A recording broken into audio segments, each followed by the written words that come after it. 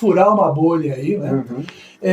E para começar a gente, nessa nossa conversa, eu vi uma pesquisa que entre os jovens de 16 a 24, 25 anos, que é uma parcela bem significativa do eleitorado, vocês já estão mais ou menos nessa faixa com os 10%. Isso no Datafolha. Isso. Na Atlas a gente bate 22%. 22%. E quando é homens dessa faixa, 32%. Tá. E a minha pergunta é o seguinte, para a gente começar. Logo depois da ditadura, quando encerrou o processo de governos militares, houve a redemocratização, e o que a gente percebia naquela época? A juventude era apaixonada pela esquerda. Sim. Apaixonada. Né? Inclusive eu brinco às vezes que até os partidos de direita da época se diziam de esquerda porque eles não queriam colar mais na direita, até por conta dos governos militares.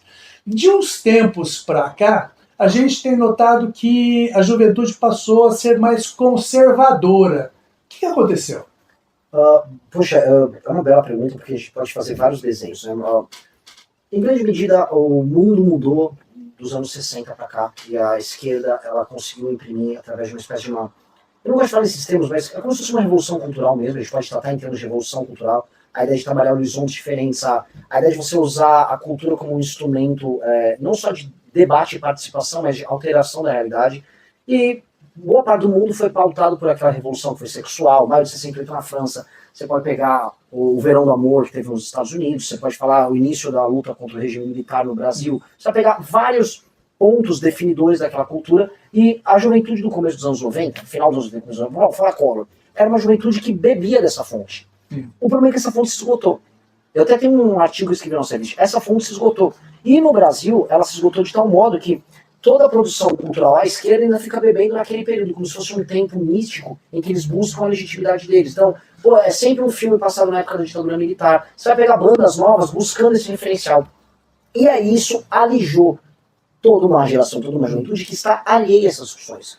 Então, isso já vem da década anterior. Se a gente for pegar já na minha geração, a geração do meio, ela já está meio que de saco cheio procurando o próprio referencial. Você pode sacanear assim, tá? Porque aqui é tudo do século passado. Eu sou a dupla aqui. Eu sou 84.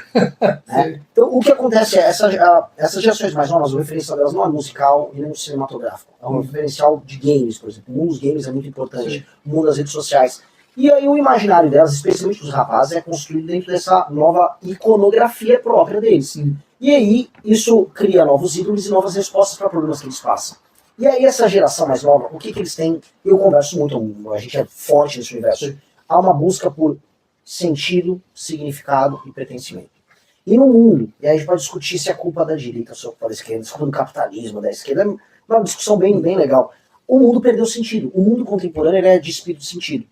É desterritorializado, vamos usar um termo mais globalizado, também. Todo mundo se conversa. E aí ninguém tem, todo mundo é tudo, mas ninguém é nada, e todo mundo quer pertencer, quer entender de onde veio, onde quer chegar. E essa geração Z, especialmente para os homens, ela é louca por sentir-se parte do universo, sentir que a vida dela tem esse sentido.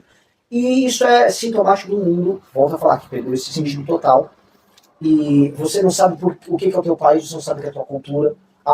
O identitarismo levou as pessoas a falarem, o que eu sou mulher, sou homem. E aí essas pessoas só querem assim, eu sou tal coisa e eu tô aqui com tais pessoas para fazer alguma coisa. E a direita, ela traz sistemas ideológicos de pertencimento mais claros e diretos do que a esquerda. Então, naturalmente, a pessoa se identifica com a direita. Até porque a direita traz identidades bem construídas e, vamos dizer, sistemas que envolvem tradição, que a pessoa consegue traçar uma linha do tempo. Que, sei lá, vai de Roma até agora e fala, eu tô aqui, faço parte de algo.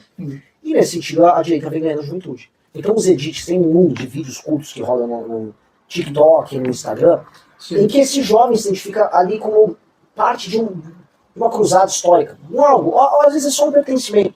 E isso é bom para ele. Então, a ida para a direita é muito no sentido de missão que esse cara ganha. O Missão ele não tem exatamente um foco nessa questão, nessas pautas que a esquerda costuma trabalhar, que são pautas mais sociais e tal. Vocês têm uma pauta um pouco diferente disso. O que deixa vocês distantes dessas pautas de esquerda? Quais pautas de esquerda? Por exemplo, aborto, liberdade sexual, que mais que tem aí que a esquerda fala muito também?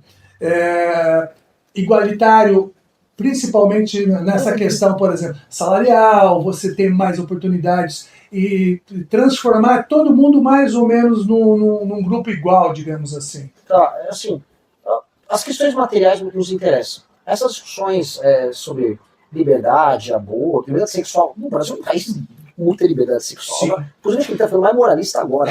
Mas não, inverteu um pouco, exatamente. Então, eu acho essas questões acessórias para os problemas do Brasil. A gente tem problemas materiais muito claros, que envolvem dinheiro, desigualdades, insegurança de toda a natureza, vai da insegurança jurídica, a insegurança andar na rua com o seu celular, falta de propósito histórico. Qual é o propósito histórico da nação brasileira? Qual é o nosso papel nesse mundo que está ficando cada vez mais maluco? Qual a nossa potencialidade? Como explorar nossos próprios recursos? Como gerar autonomia? Como resolver um problema histórico nosso de identidade e um problema que é político? Eu acho que todo o nosso programa foca nisso. E aí, naturalmente, a gente acaba tangenciando, mas não entra mesmo nessas discussões, que aí eu deixo pro Nicolas Ferreira. Gostou do vídeo? Fortalece no like, se inscreve e compartilha. Ative o sino para acompanhar nossa jornada. O futuro é glorioso.